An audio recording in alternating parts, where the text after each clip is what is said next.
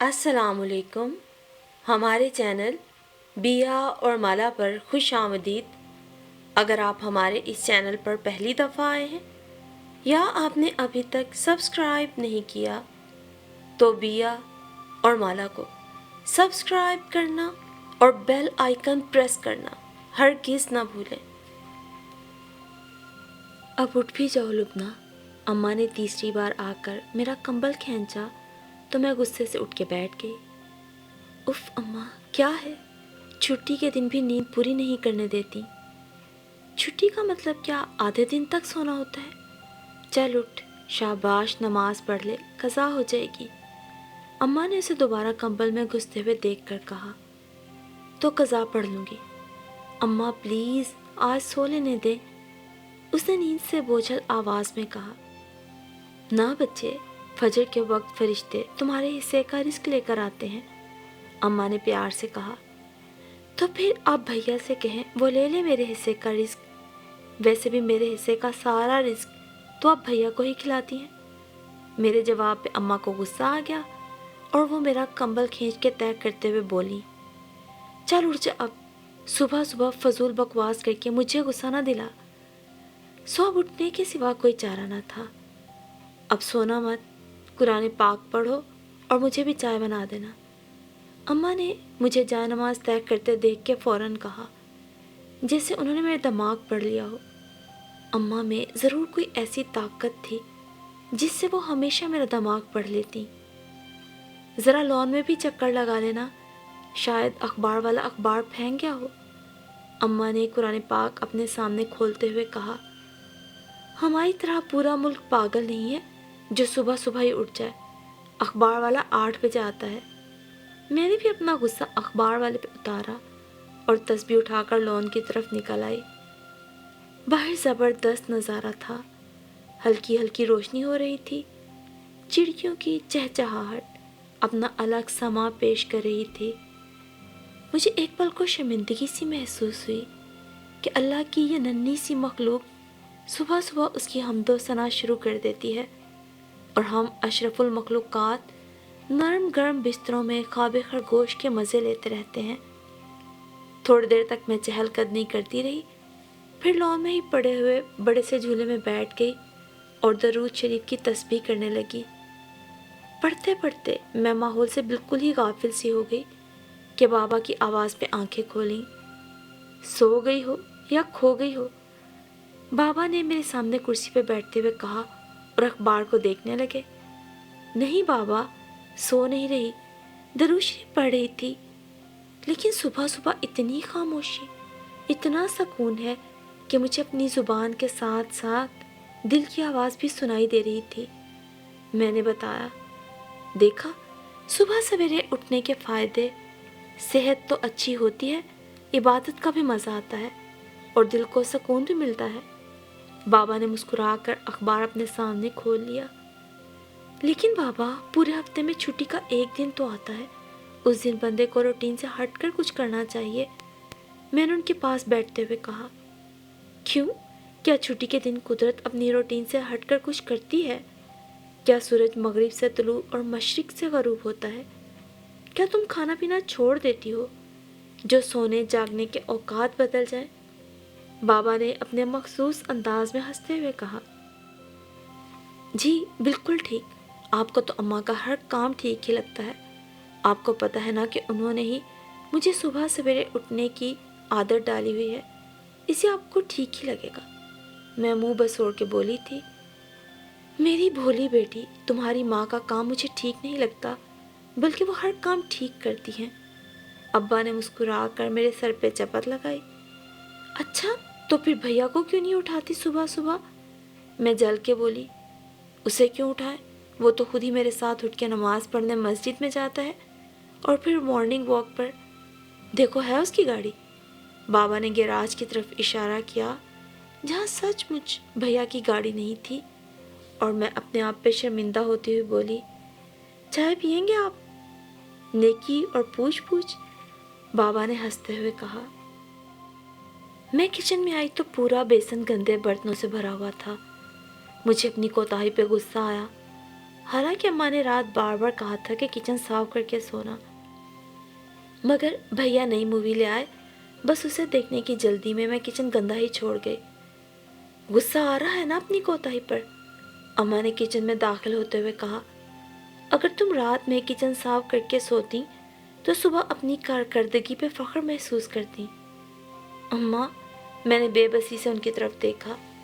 Lecture نہیں please, صبح صبح تو بالکل بھی نہیں۔ مجھے ایک دم سے بے بسی کا احساس ہونے لگا۔ بیوقوف لڑکی، ہمارے بڑوں کے یہ لیکچر ہی ہیں جو ہماری غلطیوں کی نشاندہی کر کے ہمیں سنوارنے کا موقع دیتے ہیں۔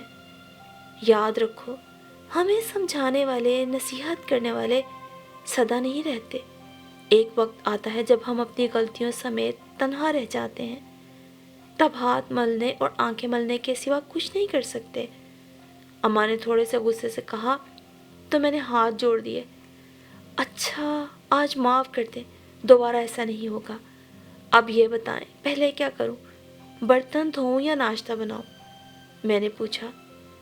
تم برتن دھو لو، میں ناشتہ بنا لیتی ہوں۔ اماں کو شاید میری حالت پہ رحم آ گیا۔ اماں، ایک بات پوچھوں؟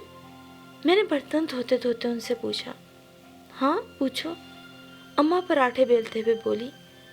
کیا آپ عظمیٰ باجی اور حمنہ باجی کے ساتھ بھی اتنا ہی ظلم کرتی تھی؟ میں نے دل کی بھڑاس نکالی۔ تم پر میں کون سا ظلم کرتی ہوں؟ پہلے اس کا جواب دو۔ اماں میرا مطلب سمجھ گئی۔ اتنا تو ظلم کرتی ہیں آپ، صبح سویرے جگا دیتی ہیں، چھٹی والے دن بھی نیند پوری نہیں کرنے دیتی، رات کو کچن صاف کرو، بابا اور بھائی کے کپڑے جیسے ہی سوکھیں فوراً استری کر کے الماری میں لٹکاؤ۔ بچپن سے آج تک آپ نے کبھی مجھے میری مرضی نہیں کرنے دی، یہاں تک کہ مجھے میری مرضی کی کبھی کوئی چیز تک نہیں لینے دی۔ مجھے تو ایسے لگتا ہے جیسے آپ نے مجھے اڈاپٹ کیا ہے۔ بات کرتے کرتے اپنی بے بسی پہ مجھے خود ہی رونا آ گیا۔ میرے آنسو دیکھ کر بجائے یہ کہ اماں دکھی ہوتی، وہ اور بھی غصے میں آ گئی۔ نیند چھٹی والے دن ہی کیوں پوری کرو، رات کو جلدی سو جاؤ تو صبح سویرے خود بخود آنکھ کھل جائے گی، نیند بھی پوری ہو جائے گی اور طبیعت بھی ٹھیک رہے گی۔ بابا اور بھائی کے کپڑے سوکھنے کے ساتھ ہی اس لیے استری کرواتی ہوں تاکہ 2-3 گھنٹے کی محنت پورے ہفتے کا آرام دے۔ پورا ہفتہ گھر کے مرد آرام سے اپنے دفتر جاتے ہیں اور خواتین کو بھی ہر روز کپڑے استری نہیں کرنا پڑتے۔ رات کو کچن اس لیے صاف کرواتی ہوں کہ ایک تو ساری رات برتنوں پہ کاکروچ اور چھپکلیاں نہ پھریں، دوسرا صبح صبح کچن صاف ستھرا دیکھ کر سکون اور اطمینان ہوتا ہے۔ باقی رہی اپنی مرضی کرنے کی بات، تو تمہیں ابھی تک صحیح اور غلط کی پہچان تک نہیں ہوئی۔ سردیوں میں گرمیوں کے کپڑے نکال کے بیٹھ جاتی ہو اور گرمیوں میں سردیوں کے۔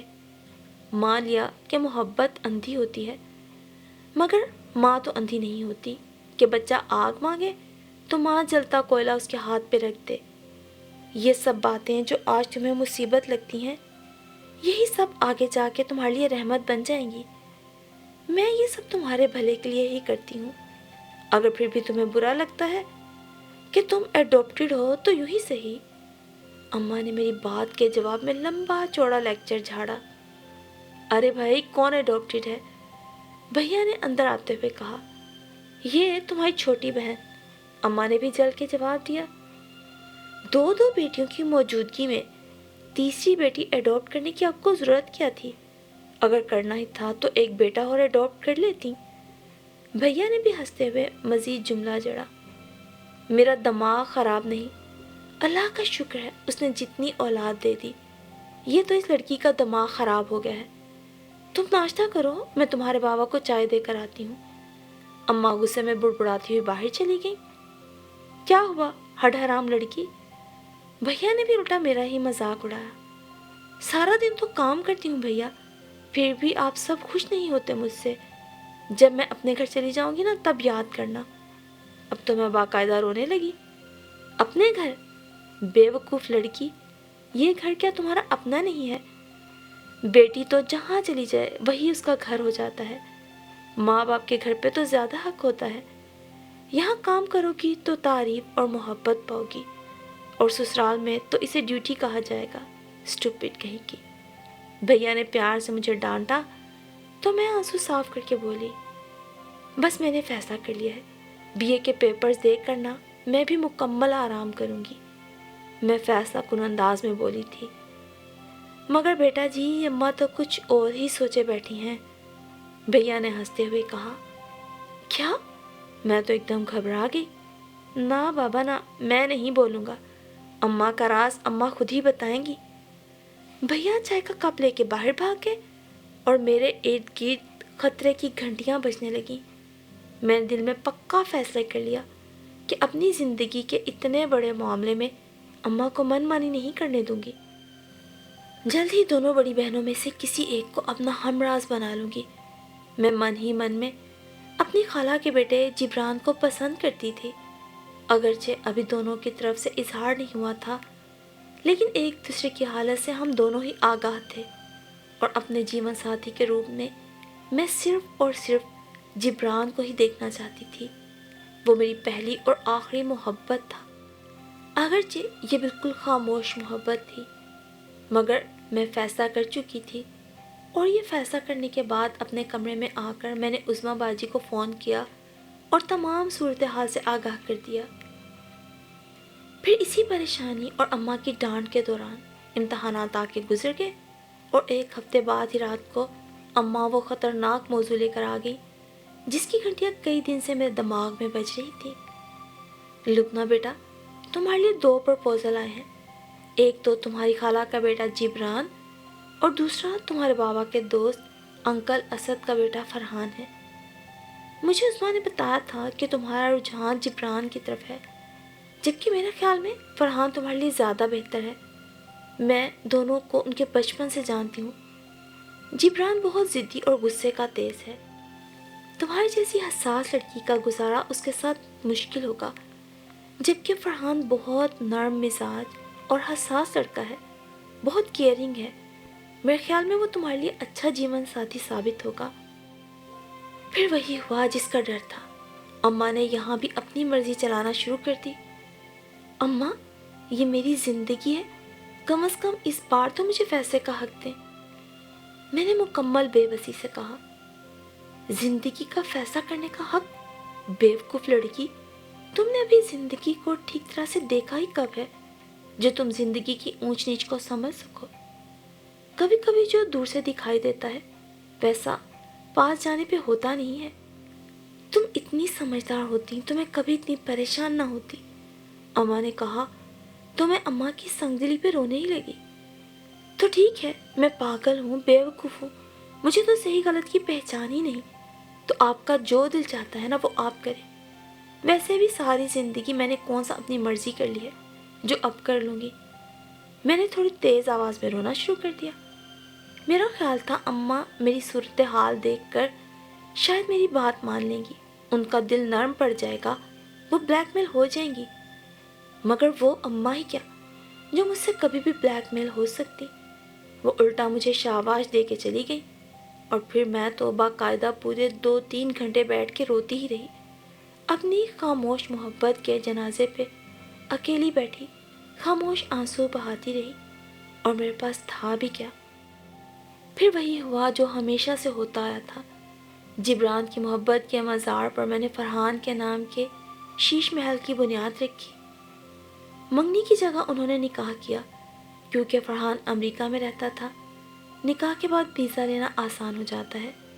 یوں شادی کے بعد فوراً میرا امریکہ جانا طے پا گیا۔ نکاح کے 6 ماہ بعد شادی طے پائی۔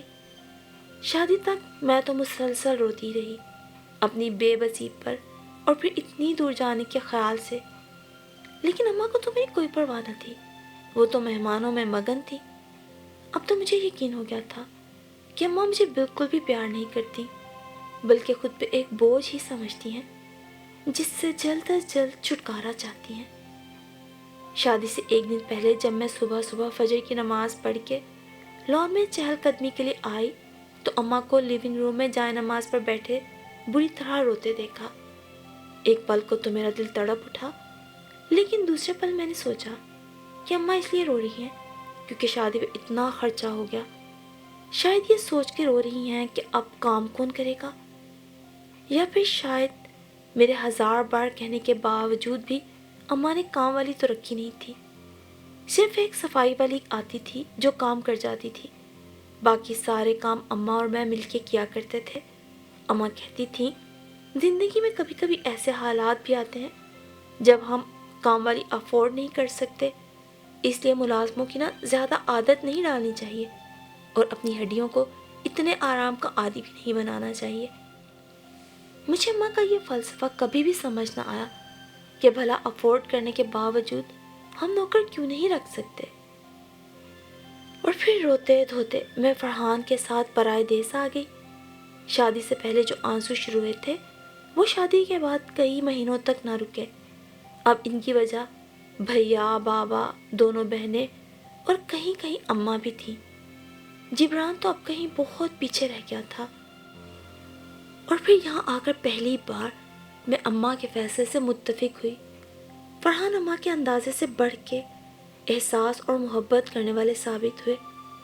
ہر چھوٹی چھوٹی ضرورت کا خیال رکھتے، میری ہر چھوٹی چھوٹی بات کو اہمیت دیتے، میرے جذبات کو بھی فوقیت دیتے.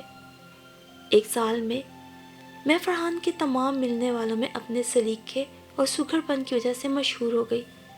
اصل میں ماں کی گود کو بچے کی پہلی درسگاہ اسی لیے کہا جاتا ہے کیونکہ ماں بچپن میں جو بات بچے کو سکھا دیتی ہے وہ چاہے کسی چیز کا ذائقہ ہو یا کوئی عادت وہ کبھی نہیں بدلتی. روتے پیٹتے ہی صحیح، آخرکار صبح سویرے اٹھنا میری عادت بن گئی. بغیر کسی الارم کے میں نماز کے ٹائم اٹھ جاتی، رات کو کچن صاف کر کے سوتی، فرحان کے پورے ہفتے کے کپڑے ایک ہی دن استری کر کے رکھ دیتی. فرحان اکثر کہتا یار تم انسان نہیں جن ہو. قسم سے میں تھکا ہارا آتا ہوں تو اپنے گھر میں داخل ہوتے ہی یوں لگتا ہے جیسے جنت میں آ گیا ہوں. تم تو میرے لیے خدا کی نعمت ہو.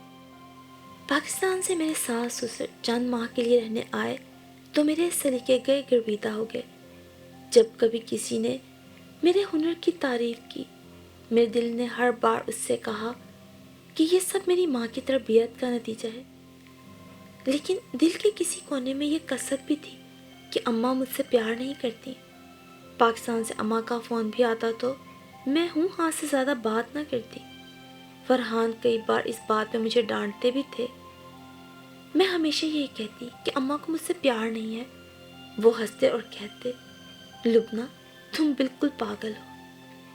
اور میں واقعی پاگل ہی تھی. یہ وقت نے ثابت کیا. آنے والے دنوں میں میرے اکلوتے بھائی کی شادی کا ہنگامہ جاگ اٹھا. ادھر میرے گھر ایک نئی زندگی دنیا میں آنے کے مراحل میں تھی. ایک دن میری چھوٹی خالہ کی بیٹی افشاں کا فون آیا. افشاں میری اچھی دوست تھی اور پھر قسمت کی ستم ظریفی کہ افشاں کی شادی جبران سے ہو گئی. میں فون پر اپنی شادی کی سالگرہ اور فرحان کی بےتابیوں کا ذکر کر رہی تھی کہ اچانک افشاں نے کہا لبنہ تم خوش قسمت ہو کہ تمہیں فرحان بھائی جیسا لونگ اور کیئرنگ شوہر ملا.